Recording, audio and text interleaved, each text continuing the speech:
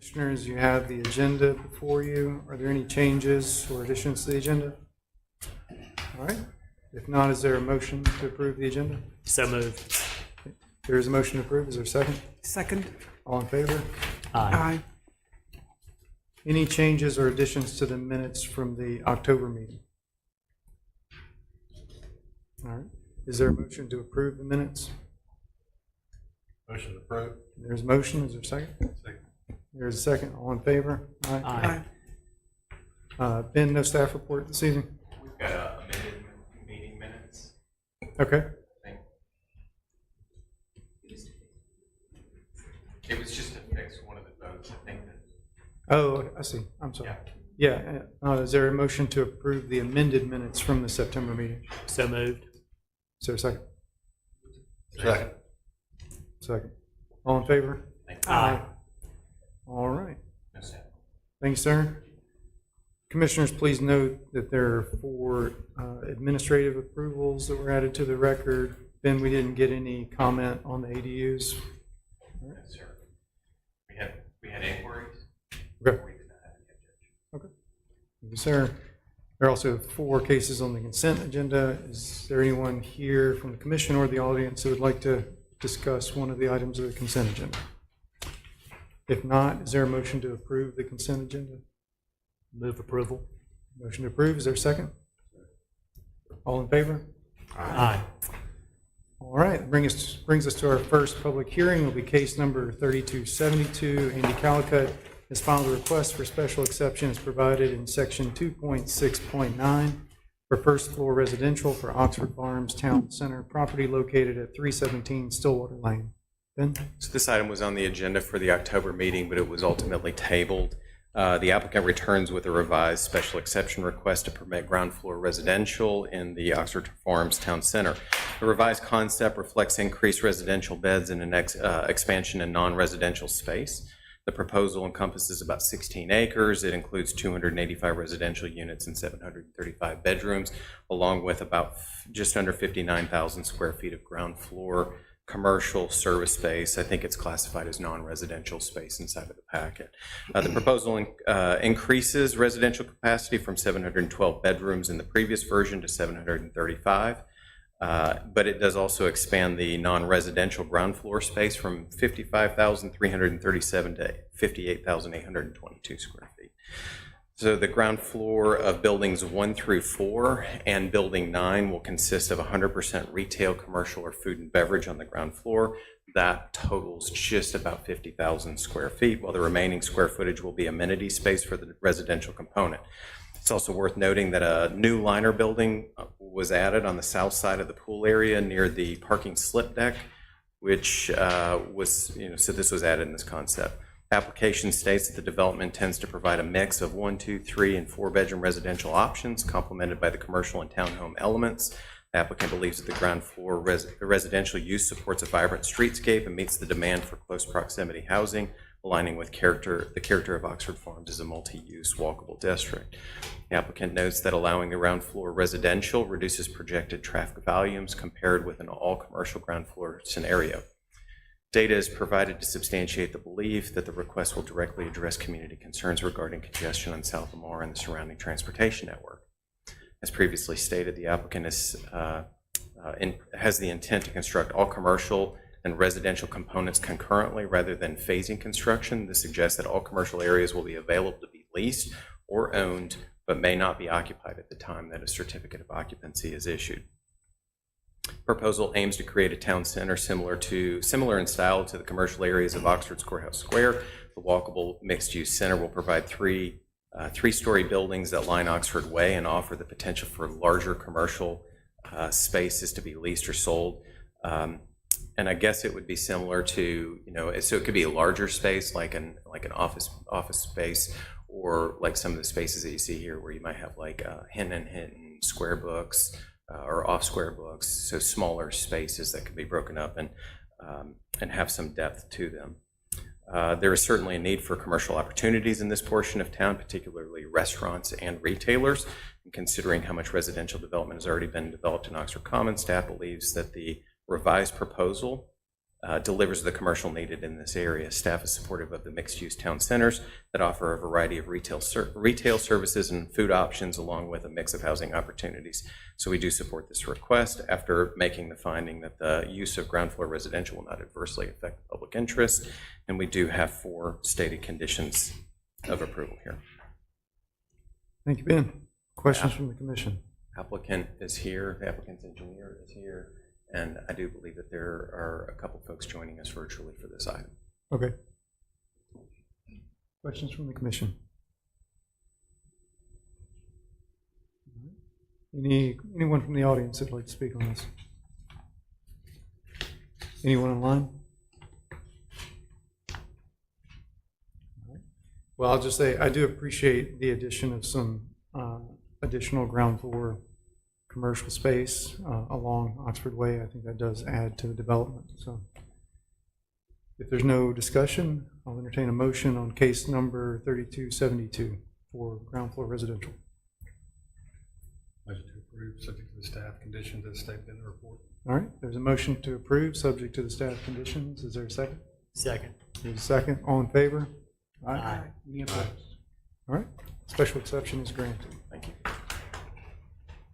That brings us to case number 3287. Andy Callicutt has filed a request for plat amendment for Lot 13 Creekwood subdivision, property located at 1013 Harlan Drive.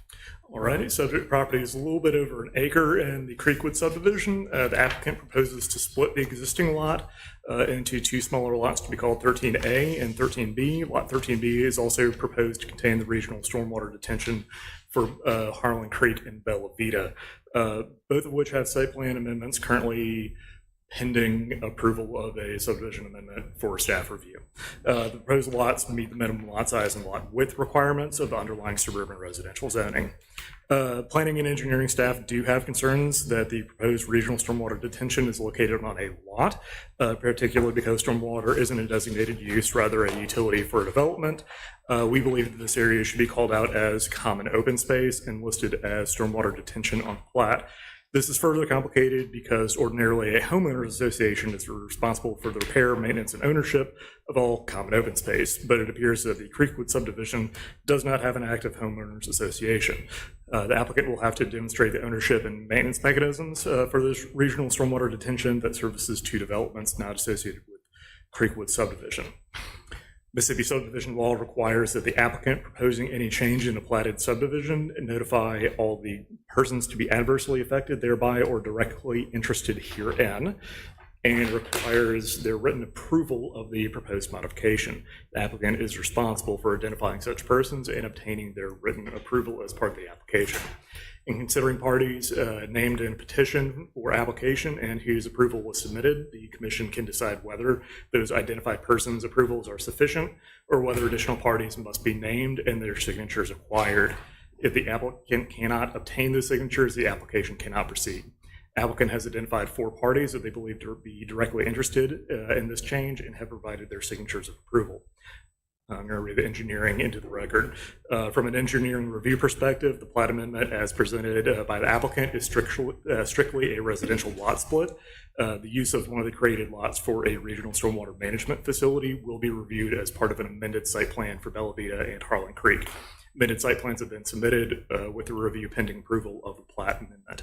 The amended site plan shall address all the design and legal documentation requirements outlined in section 98-119, which deals with the regional stormwater management. The engineering staff supports residential lot split of lot 13, but staff would like all elements of the regional stormwater detention design and legal prior to this item being heard by the Mayor and Board of Aldermen. If the commission finds that there are no additional persons adversely affected or directly interested herein, the staff recommends approval of the requested plat amendment for Creekwood subdivision lot 13 with the conditions that approval of the plat by the Mayor and Board of Aldermen Prior to the amendment being heard by the mayor and board, the applicant shall provide all necessary legal documentation detailing the ownership and maintenance mechanisms for regional stormwater detention, a final design for the pond that is consistent with site plan amendments for Bella Vita and Harlan Creek, and updated plat indicating the area designated for stormwater detention as common open space. And that prior to the issuance of any additional building permits for Bella Vita and Harlan Creek, the applicant must receive site plan amendments for those developments. And the applicant's here, as well as his engineer.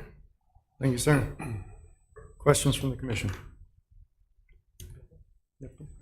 Robert, in looking at page 534 of the packet, 534 and 535, that has the signatures of the 4 directly interested property owners, Yes.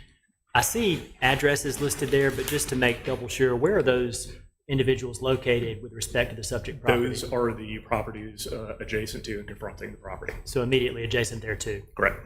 Thank you.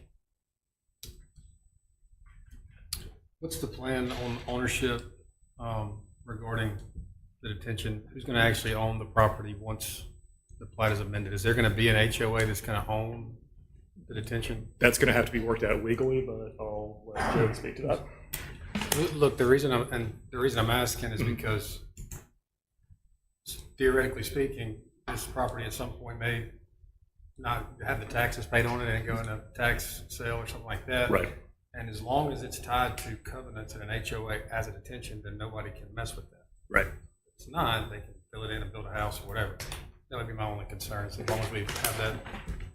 The Bella Vita development to the south will be the sole ownership of it. Okay, and they're gonna have an HOA with covenants? That's correct. They've got an HOA, condo development, everything like that. So it's actually, it's a little bit more confusing that Robert set out, is that this pond actually only serves Bella Vita, but the other pond on Bella Vita that's south of here will actually serve Bella Vita and Harlan. So Bella Vita will be the sole owner and maintainer of this pond.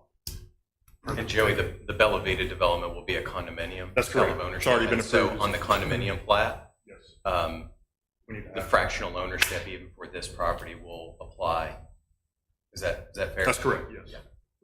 So not only will it be tied to the covenants, but I think, to your point, Joseph, we've found years past that we've had homeowners associations that went defunct. And so we also tie fractional ownership to the subdivision plat, or to the stormwater detention facilities on the subdivision plat or the condominium plat. Excuse me. Perfect, thank you. Joey, I've got a question. Yeah. I mean, I think it's just the imagery that's shown, but on that same sheet, I mean, it basically shows that the drive to access Bella Vita from Harlan looks like it goes into the creek. I mean, is that just an issue with the That is, I'll be honest with you, we took this project on after it was already approved by the city of Oxford with another engineering company. And that road was shown through there as kind of an access road that was their secondary access point at the time, before we connected to Harlan Creek, which will have a connection at the end of Harlan and all that. So Okay. that road will still be built, but we're going to do everything we can to make sure nobody uses it. We'll put it that way. But the way they showed it on the plan is exactly where we have it. And I think it gets into what you're seeing right there on that sheet is actually the flood line limits, Okay. but the ditch is actually over more than that. So It's just going to be very close to this. it fits in there. There's actually a lot of grading, a lot of flat area, but in that gray area that you're seeing there, it just has it's kind of a low flat slope, but the actual flood line actually comes up to that. So it fits in there. We're not going to do any grading in there. It's so flat that they're just going to construct the road. And we were out there actually looking at it last week. So they're just going to build the road and grade it where it is now. And it's pretty flat on that run. Okay. Thank you. Other questions? Anyone from the audience who'd like to speak, or online? If not, is there a motion on case number 3287 for the plat amendment?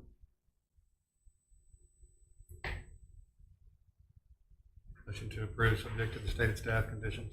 Is a motion to approve with the staff conditions? Is there a second? Second.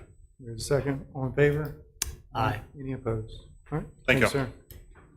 Our next case is case number 3273. Rand Management has filed a request for site plan approval for Highway 6 Express C-Store, property located at 2546 University Avenue. James? How's it going? Good.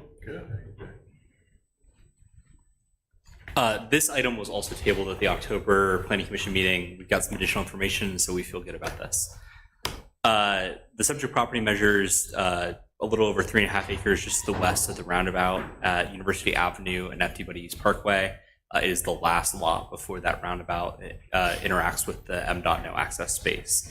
At this site, the applicant proposes a service station with 5 pumps, along with a 2-story convenience store and 3 additional bays of retail space to the side of the convenience store. The proposal calls for a 2-story service station with additional tenant space, and those pumps are located to the rear of the building. The service station use in a TNB is permitted by special exception, which was approved in case 3157 of last year. For this mix of uses, 43 spaces are required for parking. The applicant proposes 47, which is within the allowable maximum. The TNB zoning district would facilitate impervious coverage up to 80%. The applicant complies with this requirement. The store meets the build-to line along University Avenue. There was a variance from the build-to line maximum along Highway 6, which was approved in case 3170 also last year. A request for a single lot subdivision for this property has been applied for and is under review by staff. The approval of the subdivision by the Mayor and Board of Aldermen is listed as condition of approval for this request. They have provided a landscaping package which indicates required screenings and foundation plantings which comply with LDC standards. A tree survey has been provided by the applicant. Tree mitigation calculations are still in progress, but those will be taken care of before land disturbance is granted. They provide a photometric survey which demonstrates compliance with LDC standards. A finalized complete streets plan, which includes bike racks and marked pedestrian crossings, has been provided. Elevations and floor plans have also been provided for the convenience store, and renderings show that the fuels canopy materials keep with the style of the main building. The primary materials, masonry and stone, are in line with LDC standards. You will see in the updated architecturals, they changed the color of the building, but the materials have remained the same. Notably, from the last version, they've eliminated EFIS on there, which was in line with staff's recommendations. The floor plans also show programmable space on the second floor, which complies with the requirements of the TNB zoning district that the second floor be at least 51% of the square footage of the first floor. Also, just to note, although there's a lot of signage known on that building, that will go through the sign permit process, and we won't allow more than 3 signs per business in line with the LDC standards. Engineering did provide comments on the site plan relating to access, water and sewer, and stormwater management, and we are recommending approval of the requested site plan with the 7 conditions listed in the staff report. Happy to answer any questions. Thank you, James. Questions from the commission? Yes, sir. Is this on the north or south side of the university? This is on the south side of University. It's the, as you come to the roundabout, it's a weird triangle-shaped piece. Other questions?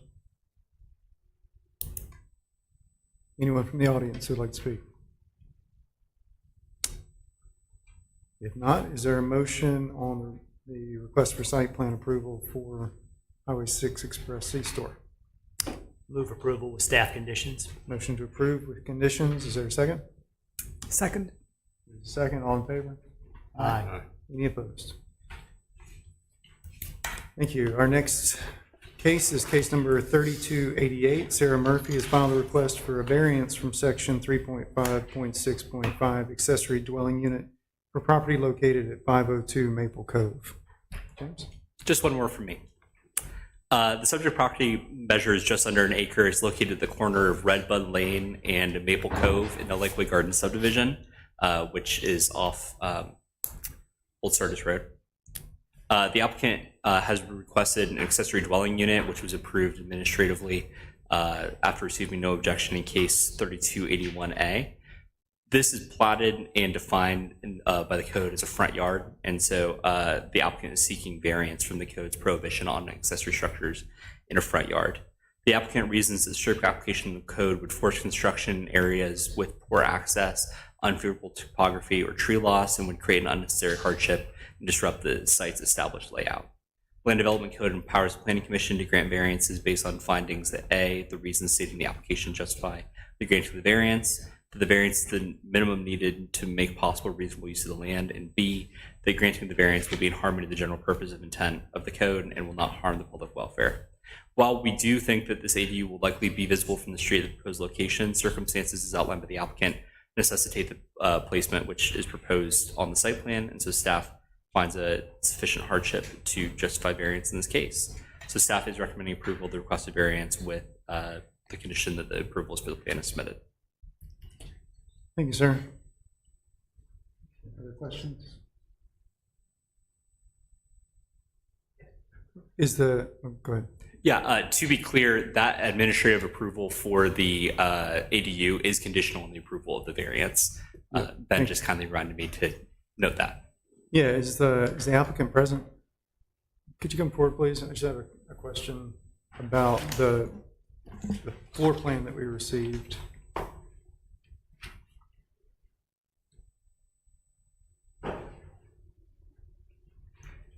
State your name for the record, please.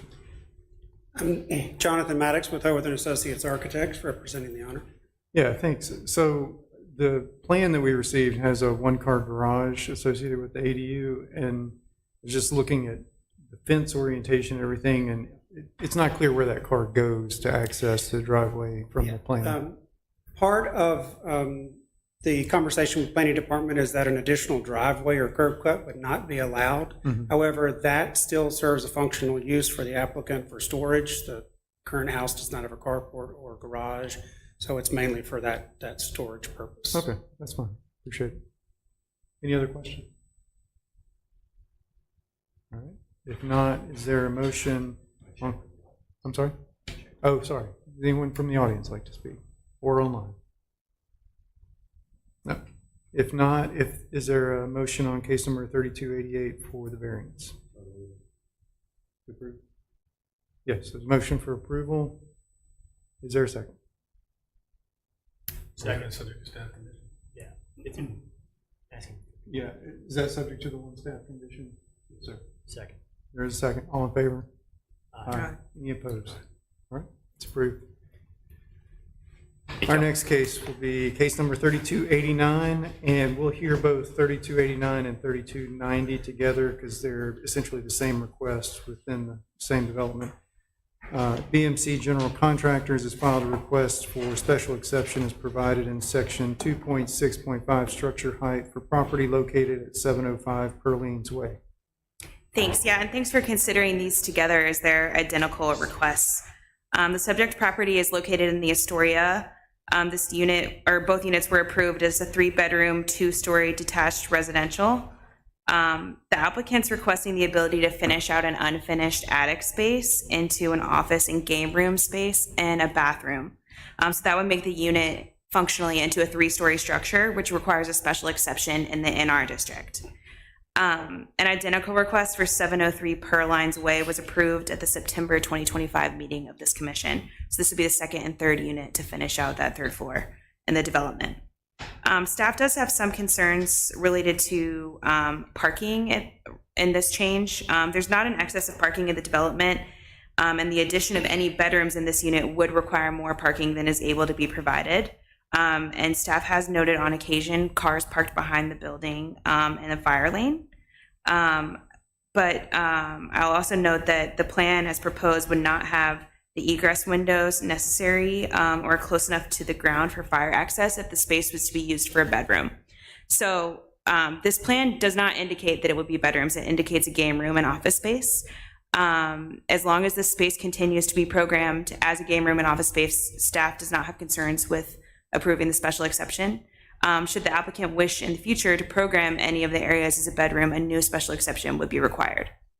So staff is recommending approval of the special exception with 2 conditions, one of them being that if this area were to be used as a bedroom, the applicant would need to return to this commission. So I'm happy to answer any questions that you guys have, and Bruce Massey is the contractor. Oh yeah, he's here. He's for both applicants. Thank you. Questions from the commission? My only question is if they decide to make it a 3rd bedroom and don't tell us, what happens then? I mean, I don't know, that's my kind of question. It's code enforcement. Yeah, I mean, it can be a code issue. Yeah. It's not technically a bedroom according to the building code because it doesn't have a Closet. in there. So, it's an, Okay. they could put in. Now, I understand. I'm just wondering. Yeah. I'm not trying to. There's not a I've only got perfect- 45 minutes on the yeah. parking meter, too, so I'm just wondering. It's not defined as a bedroom according to the bill. But I mean, obviously, I mean, I think the plans show 2 office spaces. It's a game room and office.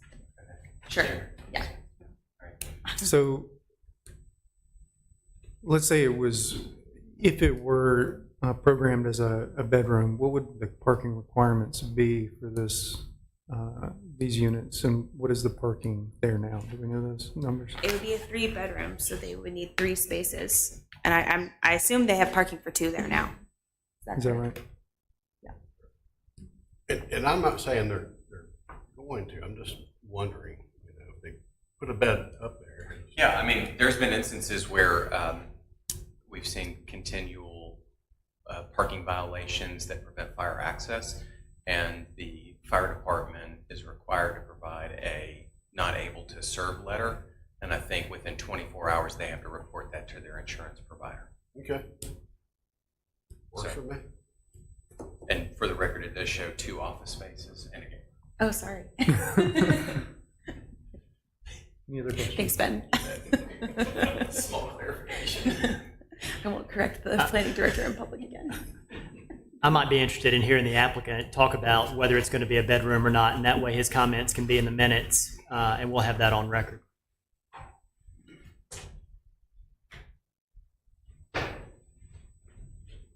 Hello, I'm Bruce Massey, the contractor. I'm building per plans, office, game room. So there's no intentions, from my understanding, from the owners to convert it into a bedroom, but I have the owner of unit number 3 with me. And if y'all would like to ask him any questions, what his intentions are, I'd rather him answer for y'all. Sure. Andrew Royce, owner of unit number 3. It will be an office and a game room for the upstairs. I've seen the parking as well for us, and it hinders our ability to back out of our parking garage actually when there's cars parked there. So as owners, we don't like the additional cars parked there either, because we can't back out. It's not that wide. So for us, it's not going to be a bedroom. It's going to be a game room, and it's just finishing it upstairs with an office and a game room. Since we went down this, then, so if the fire department can't get into the development because of the parking situation, I mean, they're independently owned units in this thing, right? So how is that mediated when, let's say it's just one unit that's causing the problem for all 3? Individual units, but it also has a homeowners association, and so Okay. that would be provided to the homeowners association, which is responsible for all the common open space, including the driveway. Okay, thank you, sir. And we have a association meeting this Wednesday. I can bring that up to the association about parking, in that space, because there's been text messages that we don't like the people parking there either. In fact, there was one this morning saying, "Somebody, please, I can't back out of my driveway because there's a car parked there," and I can bring it up at the association meeting. Yeah, I think that would be good, along with the potential insurance implications. All right. Any other questions, comments? Anyone from the audience or online? Hearing none, we'll vote on these independently, even though they're basically the same request. For case number 3289, is there a motion on the special exception?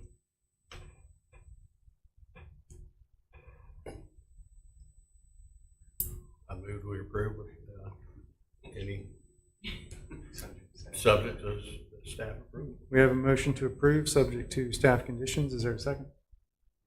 There is a second. All in favor? Aye. I'm opposed.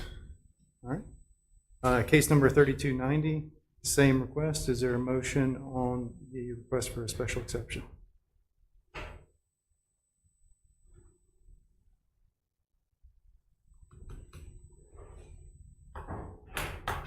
Motion to approve.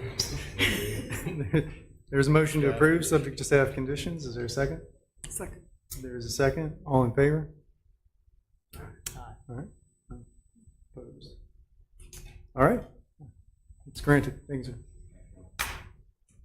That brings us to our final case, case number 3291. City of Oxford has filed a request for modifications to the land development code. Ben?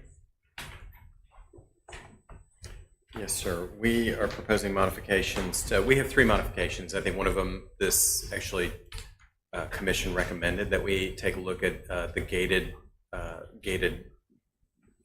entry provisions. Thank you. The gated entry provisions, and so we're proposing to change that by special use, a residence, an ERSR or NR could request a gate when it's located to the side or the rear yard behind the front building line, and when it provides adequate stacking space to prevent any safety issues with cars backing into the street from which it takes access. So that's change number 1. Any questions on that? I think it's pretty straightforward. Yeah. Change number 2, something that we have been seeing a lot, and we've had some subsequent conversations about, is architecture of buildings and developments, where we're continuing to see the same building planned, continually built and constructed and taken from place to place. And so,